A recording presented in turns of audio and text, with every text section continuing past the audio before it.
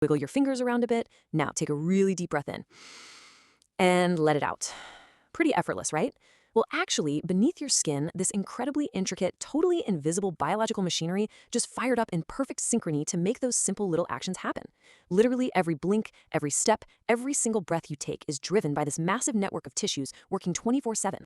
Welcome to the machine. Today in this explainer, we're going on the ultimate guided tour of your biological hardware.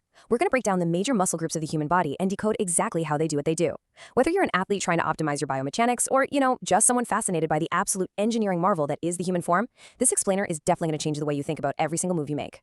Okay, let's dive into this. We're going to tackle this structurally, basically working our way from the top down. So 1, the head and neck. 2, the shoulders, arms, and hands. 3, the core and trunk. 4, hips and thighs. And finally, 5, we'll ground ourselves with the lower legs and feet. But before we start pointing out specific muscles, we really need to set up 2 critical mechanical terms that you are going to hear constantly throughout this explainer: flexion and extension. Just think of your body as a massive system of opposing pulleys. Flexion is when a muscle contracts to bend a joint, so it decreases the angle, like bringing your fist up to your shoulder. Extension is the exact opposite. It's straightening that joint back out and increasing the angle. Once you grasp that simple push and pull dynamic, the entire layout of the body just makes perfect sense. Right, let's start at the very top. Section 1, the head and neck, or as I like to call it, the control room.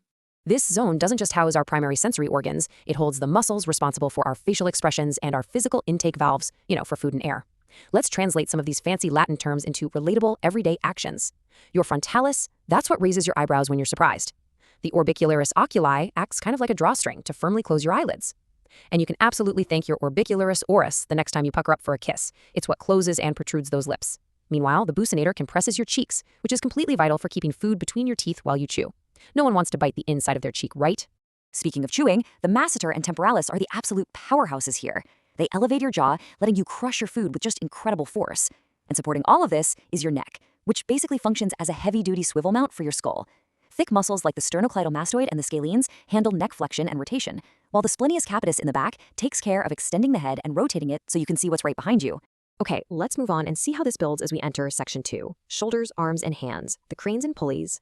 If the head is the control room, the arms are our ultimate physical manipulators of the world around us. Now, the shoulder joint is incredibly mobile, but that mobility actually makes it kind of vulnerable. That's exactly why it relies on this web of intricate stabilizer cables to keep it securely anchored. Notice the SITS or sits muscles here, the supraspinatus, infraspinatus, teres minor, and subscapularis. Together, these make up your famous rotator cuff. Working alongside the trapezius and rhomboids, which control the shoulder blades, these muscles make absolutely sure your shoulder joints stay safely tucked right in their sockets while you lift, rotate, and reach. Once the joint is stabilized, the big movers take over. I mean, just look at the sheer power of these muscles. The pectoralis major in your chest is your primary engine for pushing and bringing your arms inward. On your back, the massive latissimus dorsi drives pulling motions, practically yanking the arms down and back. And capping the whole thing off are the deltoids, firing from the front, middle, and back to lift your arm in virtually any direction you want. Traveling down the arm, we see a totally perfect example of those opposing pulleys I mentioned earlier.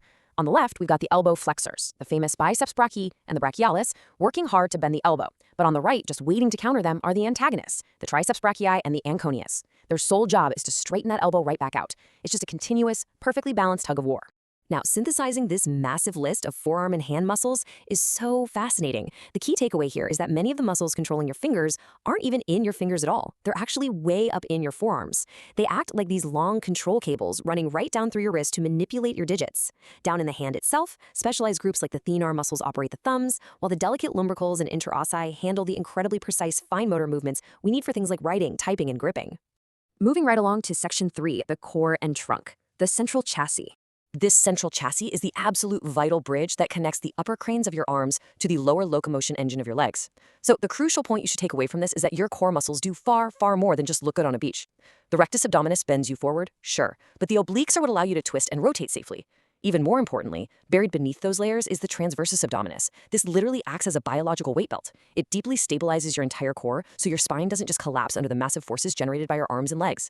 And right behind that core stability is just a brilliant division of labor. On the left, spinal muscles like the erector spinae act as these rigid support columns, extending the spine and actively keeping us upright against gravity.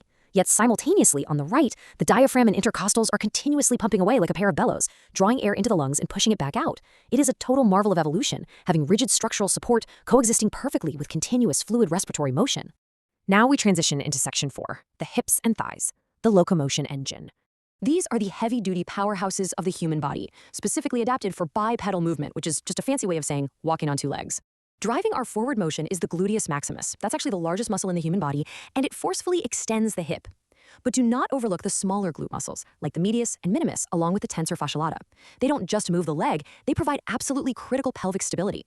Every single time you take a step and balance on one foot, these are the muscles firing rapidly to keep your pelvis from just dropping to one side.